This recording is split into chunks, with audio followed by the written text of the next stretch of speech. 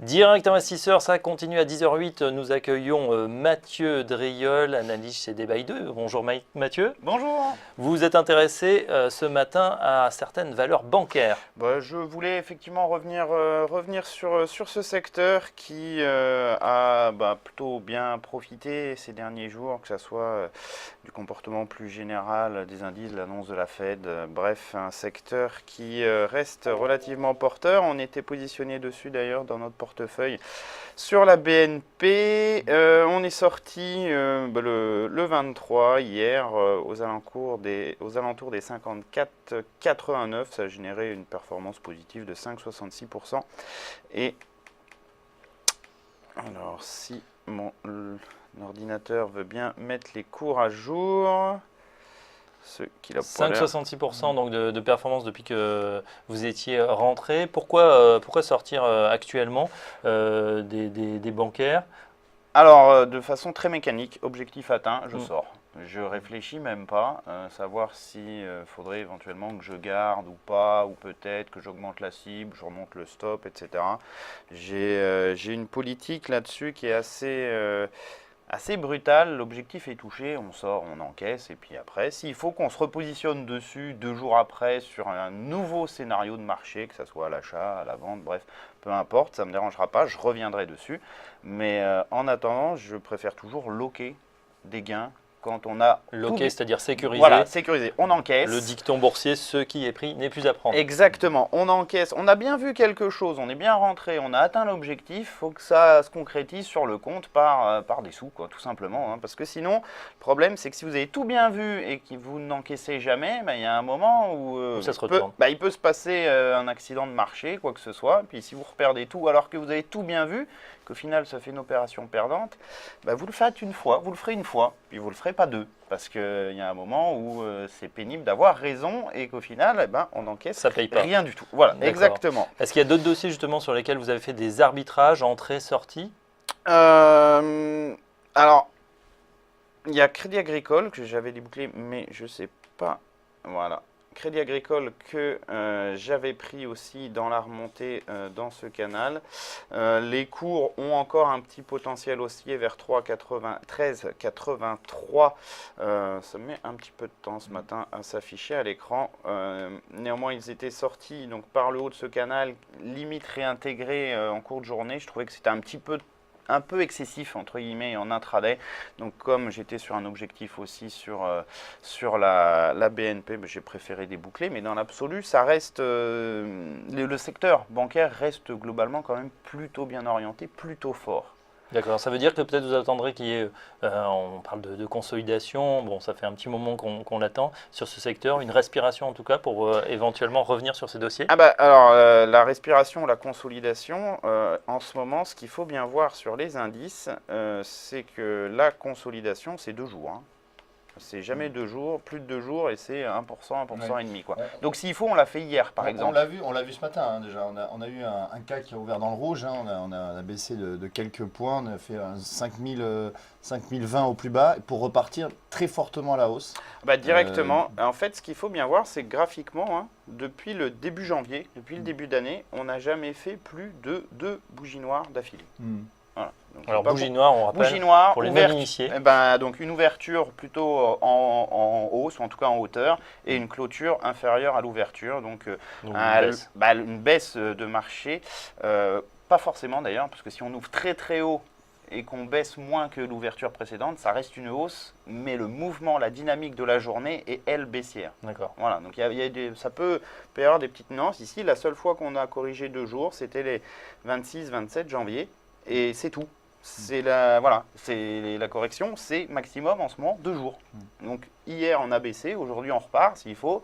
Demain nouveau sommet. On a noté qu'on a eu aussi des bons PMI hein, ce matin, notamment en Allemagne, hein, des PMI manufacturés qui sont sortis largement supérieurs aux attentes, ce qui a permis aux indices de repartir à la hausse. De repartir à la hausse. Voilà, on est sur des mouvements haussiers indices qui pour l'instant ne se démentent pas. En tout cas, moi personnellement, il est strictement hors de question que je me mette en face. Voilà. Je veux dire, tant qu'on n'a pas cassé le moindre petit support, ici graphiquement sur le CAC 40, c'est facile, c'est 5000, c'est psychologique en plus, c'est tout propre, c'est tout rond.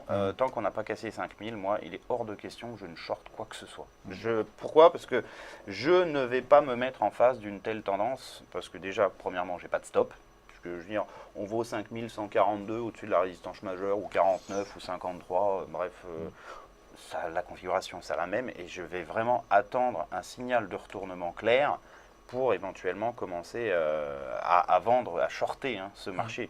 En attendant, tant qu'on reste au-dessus des supports, eh bien, il faut profiter des petites consolidations, des choses comme ça pour renforcer. Pour renforcer. Tout Aux États-Unis, on dit don't fight the Fed, ça veut dire on ne se bah, bat pas contre la banque centrale américaine. Vous pouvez ajouter BCE, c'est pareil en ce moment. En français, donc on ne combat pas la BCE, c'est pas la peine de se mettre en face. Pour l'instant, les liquidités injectées font grimper le marché.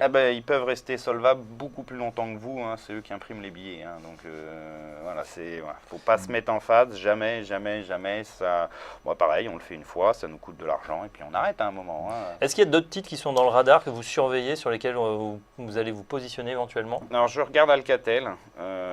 J'étais déjà... Un titre que vous affectionnez particulièrement? Ouais, j'aime bien. Alors, j'aime bien, pourquoi? Non pas par sa vol intrinsèque ou des choses comme ça, mais par sa tendance, puisque c'est un titre qui, je vous le rappelle, il y a 3 ans valait 65 centimes, 75 centimes. Bon, vaut 3,60 € à peu près. Donc on est sur une tendance haussière qui est colossale, qui est très forte. Et puis depuis la fin octobre, début novembre, ça ne fait que grimper. Tout le temps, tout le temps, tout le temps, tout le temps. On a des petites phases de pause intermédiaires ici et puis ici.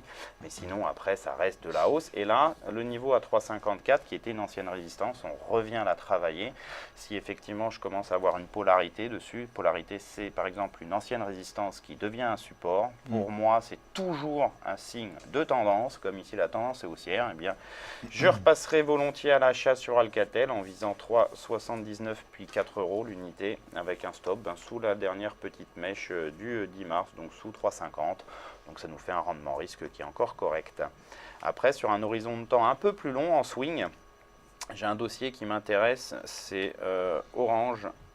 Orange qui a pas mal corrigé ces derniers temps. Eh ben, c'est pour ça que je m'y intéresse en fait. Pourquoi? Parce que là aussi on a un mouvement haussier global assez propre. On a eu effectivement cette zone un petit peu de distribution entre 5,60 et puis 15,60 et 16,45. Alors si le graphique veut bien s'afficher, on verrait qu'on évolue au sein d'un biseau descendant. C'est pour moi une figure de continuation de tendance. Les cours actuellement sont en train de consolider au-dessus du support à 14,60. Donc un support, ancienne résistance, devient support, égale tendance, égale ici tendance haussière, égale zone d'achat. Pour viser? Alors c'est là où après, ça va vraiment dépendre de l'objectif temporel de l'investisseur, intraday ou swing. Parce que théoriquement en swing, alors on considère qu'on a les cours et qu'on est à 14,60, puisque graphiquement là, ça ne veut pas y aller. Théoriquement, impulsion haussière, correction, projection, vous voyez, 10, ça peut théoriquement en swing, donc horizon quelques semaines, aller vers 17,75, donc très boule. En tout cas, c'est la cible théorique du mouvement. J'ai des résistances intermédiaires 15,60 et 16,45 sur lesquelles effectivement on pourra avoir des petites consolidations intermédiaires. Donc en intraday, ce sont des zones sur lesquelles on peut s'alléger. À quel niveau on placerait le stop pour un trade assez proche, puisque 14,60 c'est un niveau graphique qui est assez clair, en tout cas qui graphiquement montre de la pertinence. Donc on met le stop quelques pourcents en dessous, aux alentours de 14,40, ça devrait théoriquement suffire. Très bien, Mathieu Driol, analyste responsable du trading action chez Day by Day, de votre titre en entier. Donc je rappelle vos préconisations, vous avez allégé sur BNP Paribas, même vendu, l'objectif était atteint. Donc on prend ses gains.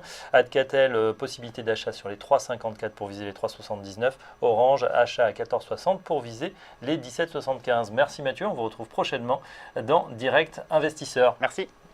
On va tout de suite découvrir un intervenant inédit, c'est la première fois qu'il va venir, c'est Mathieu Lebrun qui va nous rejoindre en plateau dans quelques instants. À tout de suite.